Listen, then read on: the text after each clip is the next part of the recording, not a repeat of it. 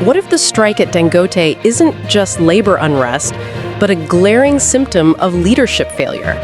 That's the provocative lens through which Champion News views the current crisis, arguing that the union clash, mass sackings, and shutdown threats expose deeper faults in Nigeria's governance and elite accountability. 1. The thesis. Unions as indicators, not the problem. The article frames union agitation not as the root problem, but as a symptom, a reaction to broken promises and inequity. The leadership behind Dangote's refinery, while visionary in construction, failed to build trust through fair treatment, opaque decision-making, and selective discipline. The perception and reality, per union claims, that Nigerian workers were dismissed en masse while expatriate staff stayed, raises questions about fairness, loyalty, and institutional bias. Wider historical cycles. In Nigeria's pattern of governance, whenever transparency and equity erode, institutional pushback through unions, protests, strikes follows. The article argues this moment fits that pattern. Thus, the union struggle is more a signal, a red flag about how leadership is exercising power, distributing benefits, and handling dissent. 2. The context. What actually happened at Dangote? To understand whether unions are symptomatic or causal, we need the factual backdrop.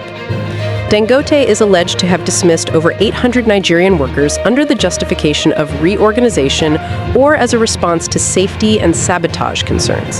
The union, PENGASSAN, claims those terminations disproportionately affected Nigerian staff, replacing them with expatriates, notably from India, sparking outrage and legal threats. The union has called for reinstatement and threatened coordinated supply suspensions, arguing that the dismissals violate labor laws, constitutional protections, and trade union rights. The leadership, meanwhile, defends the move as necessary to protect the refinery from sabotage and ensure operational stability.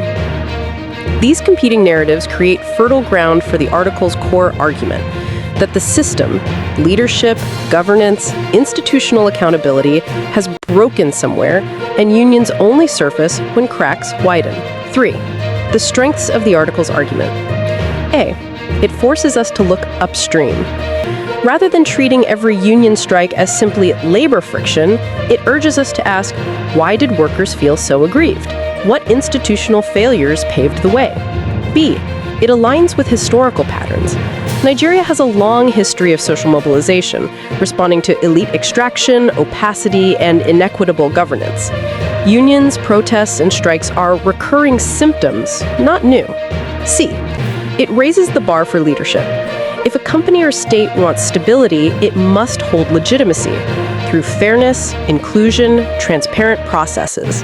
When leadership thinks vision plus capital equals legitimacy, it underestimates the human and institutional dimensions. D. It invites introspection beyond blame. Instead of only faulting the unions, it suggests that leadership must shoulder responsibility. How they treat staff, how dissent is managed, how benefits are shared. 4. Weaknesses, gaps, and critiques. No argument is perfect. Here are some places where the article's framing might overreach or underemphasize. 1. Unions are not powerless victims. While unions may react to leadership failure, they also make strategic choices, sometimes abrasive, confrontational, or opportunistic. The article underplays that dimension. It assumes unions are purely reactive, which may neglect internal politics, rivalries, or overreach. 2. The leadership failure diagnosis is broad and vague. What exactly failed? Was it communications, compensation, transparency, performance, legal compliance? The article gestures at inequity and trust, but actionable diagnosis is thin. 3. What about operational realities? If sabotage, safety risks, or underperformance truly necessitated layoffs or reorganization, any leadership is justified to act. The union narrative may simplify or omit legitimate operational constraints. 4. It risks moral equivalence. By turning the spotlight too sharply on leadership, the article might underemphasize that unions also have obligations: fair representation, accountability to members, avoiding self-serving actions that hurt wider public interest. 5. Lack of empirical depth. The article does not deeply investigate documents, employment contracts, internal audits, or judicial findings. Its power is more in symbolism and framing than in forensic fact-finding. 5. What this means for Nigeria's future. If unions are indeed symptomatic, the stakes are high. Here's what we should watch and what could change. 1. Accountability mechanisms must deepen. Corporate and state actors must not rely purely on executive power. Transparent policies, grievance processes, audit trails, and compliance structures become critical to diffuse conflict before it flares. 2. Leadership must reconcile vision with inclusion. Vision without buy-in fails. Projects like Dangote's refinery must bring local staff into the fold via fair pay, predictable career paths, genuine participation, or risk revolt. 3. Institutionalized dispute resolution. Instead of last-minute strikes or supply cut orders, formal mediation, labor courts, and binding arbitration should be normalized in energy and infrastructure projects. 4. Strengthening legal protections for workers. Trade union law, labor rights, checks on arbitrary sacking, anti-discrimination measures all must be more robust, better enforced, and better known. 5. Public and investment confidence hang in the balance. When energy, refining, and fuel supply are vulnerable to labor politics, investor risk rises. Nigeria must show it can manage such conflicts without catastrophic shutdowns. 6. What to watch moving forward. What happens with the union's reinstatement demands? If thousands get their jobs back, or compensation, that signals a reset. Will the union escalate to supply shutdowns?